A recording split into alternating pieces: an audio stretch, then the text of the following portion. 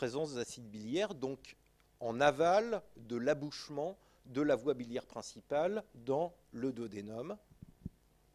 Et ces gouttelettes d'émulsion, dont le diamètre fait à peu près 1 micron, ont leur manteau, comme je vous le disais, qui est formé par ces acides biliaires. Et ça permet de multiplier par un facteur extrêmement élevé la surface du contenu lipidique de l'intestin et donc la surface d'attaque des enzymes lipolytiques. Donc ensuite, qu'est-ce qui va se passer? Une fois qu'on a conditionné les lipides sous cette forme de gouttelettes d'émulsion, les enzymes vont faire leur boulot.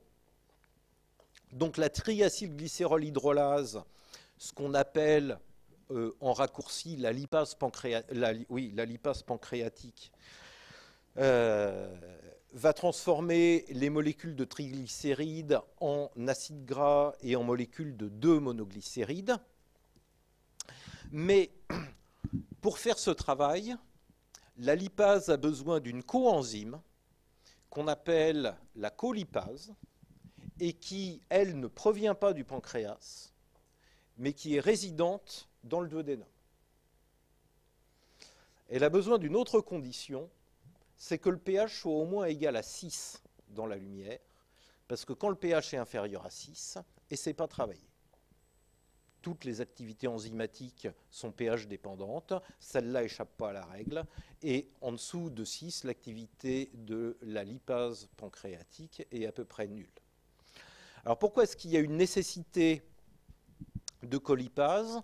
Parce que l'activité de la lipase a tendance à être inhibée par les acides biliaires qui sont présents à cet endroit-là à forte concentration et qu'il faut lever l'inhibition liée aux acides biliaires et que c'est le rôle de la colipase. S'il n'y a pas de colipase, les acides biliaires vont exercer un effet répresseur sur l'activité de la lipase et la digestion des triglycérides aura du mal à se faire, en tout cas à se faire normalement. Les esters de cholestérol sont attaqués par la cholestérol-ester hydrolase. Ça aboutit à une molécule de cholestérol, une molécule d'acide gras libre. Et les phospholipides sont attaqués par la phospholipase A2 de manière à libérer une molécule de l'isolécithine ou l'isophospholipide et une molécule d'acide gras.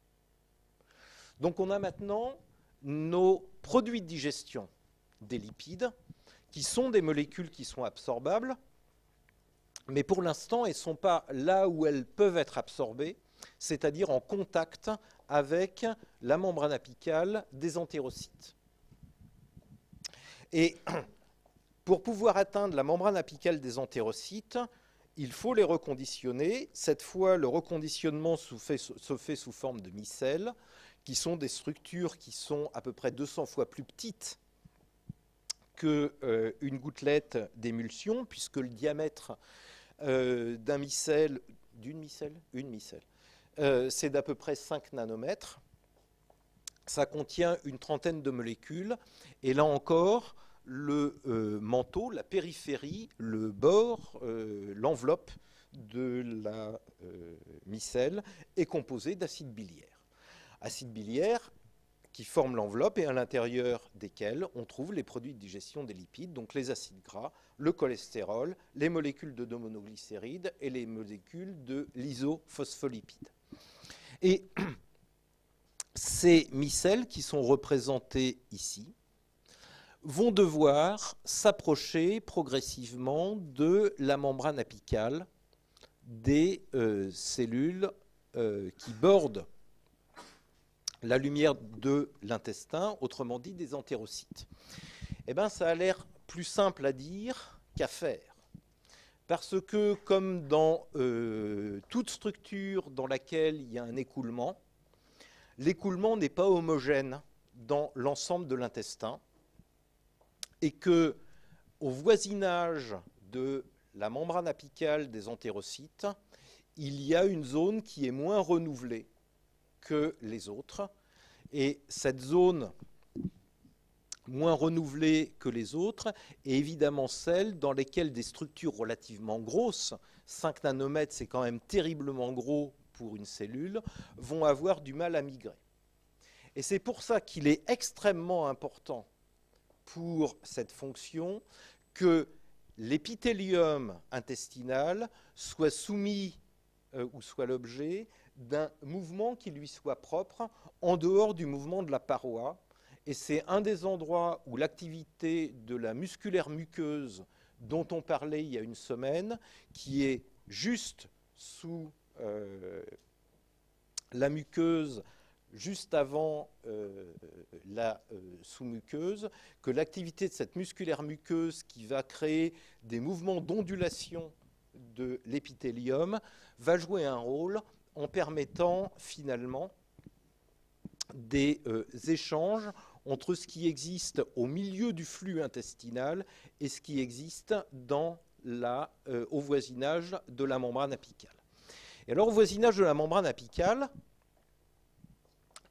la question maintenant est de libérer le contenu des micelles.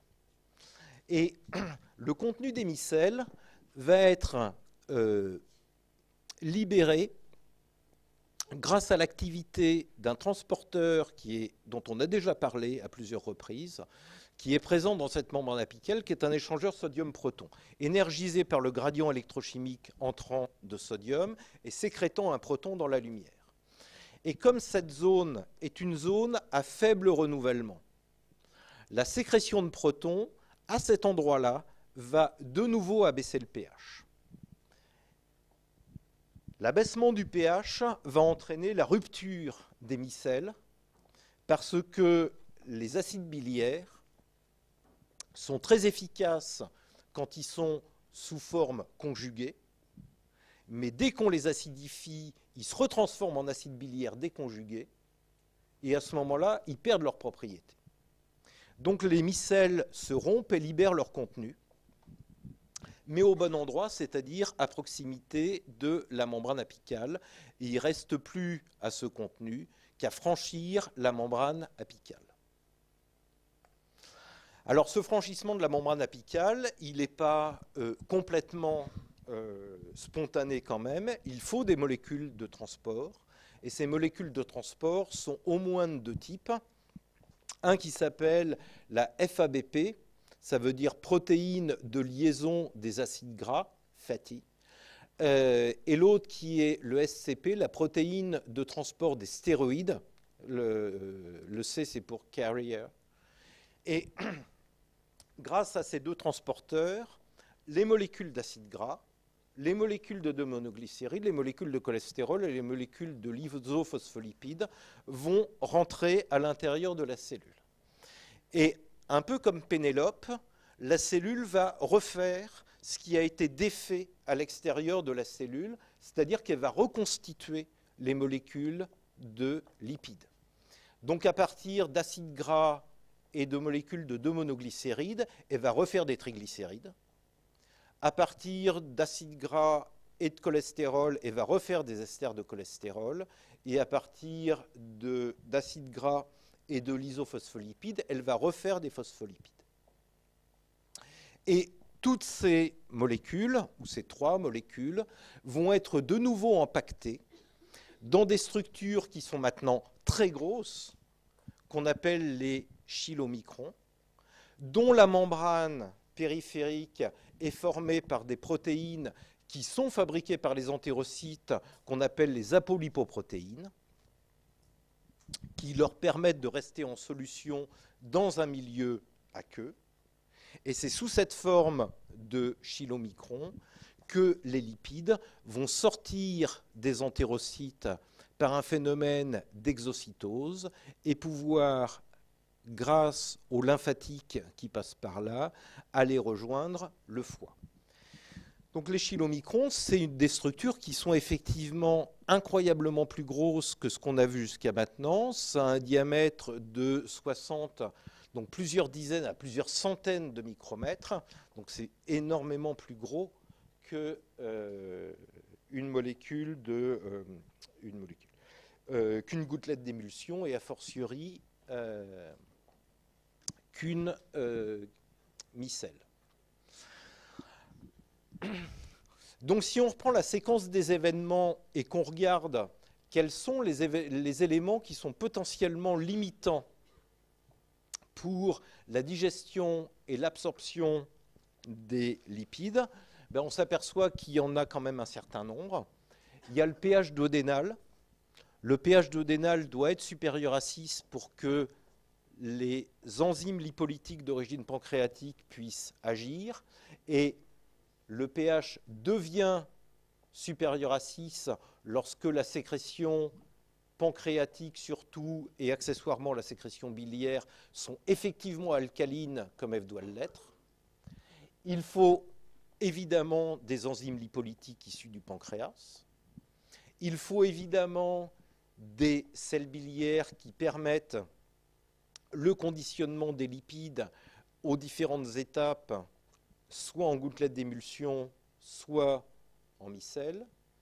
Il faut des mouvements suffisants de la paroi du grêle pour pouvoir entraîner les mouvements des micelles qui vont venir diffuser progressivement au contact de la membrane apicale des entérocytes. Évidemment, l'épithélium doit être intègre. Et puis, en dernier lieu, les lipoprotéines qui vont former le manteau des chylomicrons doivent être efficacement synthétisées par les entérocytes de manière à permettre l'export de ces lipides vers la circulation lymphatique et partant de là vers le foie. Si une de ces conditions n'est pas remplie, on va observer la survenue d'un syndrome de malabsorption des lipides. Et comme la digestion et l'absorption des lipides sont beaucoup plus contraignantes que n'importe quelle autre digestion, en général, les syndromes de malabsorption intestinale vont commencer par se révéler par un syndrome de malabsorption des lipides lorsqu'ils doivent se révéler cliniquement.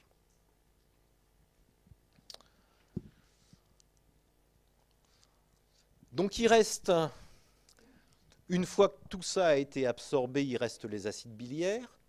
Je vous ai dit ce matin que les acides biliaires doivent être récupérés.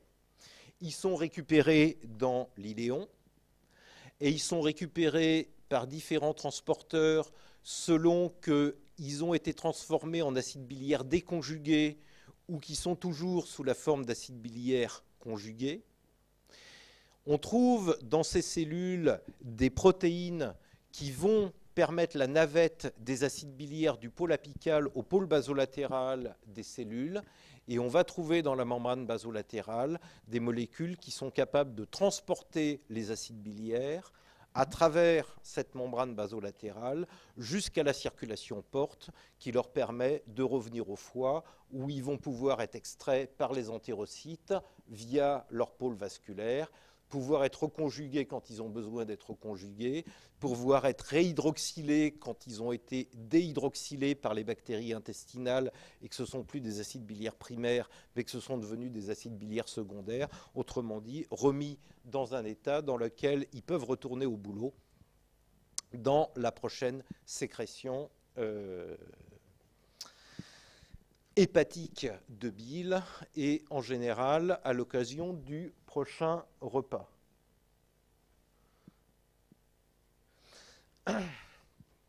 Et puis il y a une catégorie de vitamines qui se distingue de toutes celles dont on a parlé tout à l'heure, qui sont les vitamines liposolubles. Alors pourquoi liposolubles? Tout simplement parce qu'elles sont formées à partir de molécules qui elles-mêmes sont liposolubles et en général sont formées à partir de cholestérol. Et ces vitamines liposolubles sont au nombre de 4. C'est la vitamine A, la vitamine D, la vitamine E et la vitamine K.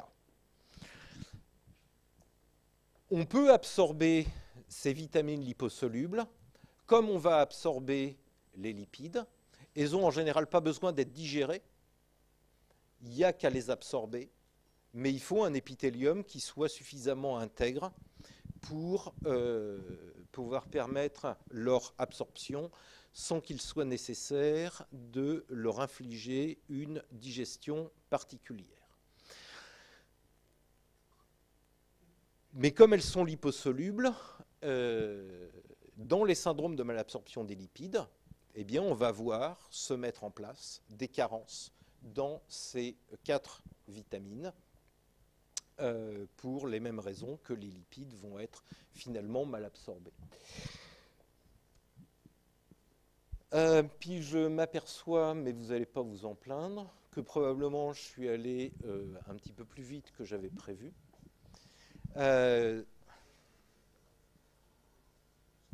Donc vous avez ici une liste de points clés que, comme c'était le deuxième cours de la journée, j'ai mis en français.